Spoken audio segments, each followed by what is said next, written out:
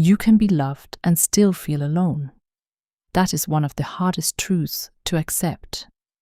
Because when love is present, people expect loneliness to disappear. They think if someone stays, if someone cares, if someone says the right things, then your heart should feel held. But that is not always what happens. Someone can love you in the only way they know how, and still never reach the part of you that is starving to be understood.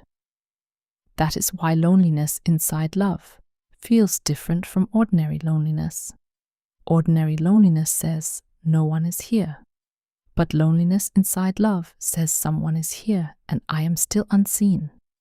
That pain is quieter, more confusing, harder to explain. Because from the outside, everything may look fine. You're not abandoned. You're not ignored. You're not completely alone.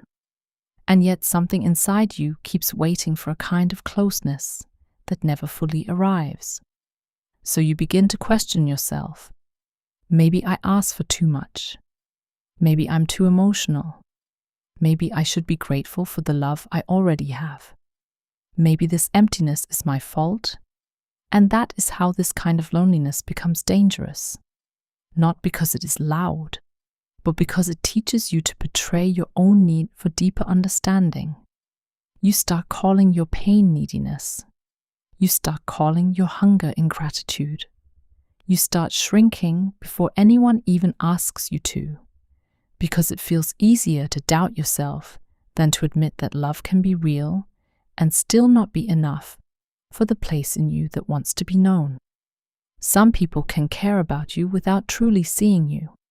Some people can stay beside you without ever entering your inner world. Some people can love your kindness, your calm, your loyalty, your presence, and still not know what your silence means, what your tiredness means, what your distance means, what your smile is hiding. That is why being loved is not always the same as being met. To be loved is beautiful, but to be deeply known is something else. To be known is to feel that your inner language does not need translation every single day. It is to feel that someone notices the small changes in your voice, the pause before your answer, the heaviness behind your calm, the hurt inside your politeness. And when that does not happen for a long time, you do not always become dramatic. Sometimes you become quieter, more functional, more easygoing. You stop asking for the thing you secretly miss most, not because you no longer need it, but because needing it for too long without receiving it becomes exhausting. So yes, you can be loved and still feel alone, not because love is fake, not because you are broken, but because the heart does not live on presence alone. It also needs recognition. It needs resonance. It needs to feel that what lives inside you has somewhere safe to land. And when it does not, loneliness grows even in the middle of love. If this has happened to you, it does not mean you are too much. It does not mean you are impossible to love. It does not mean your heart is greedy. It may only mean that the part of you still waiting to be known has not been met yet.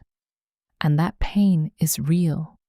So be careful not to shame yourself for feeling lonely in a place that looks loving. Some loneliness is not a lack of love.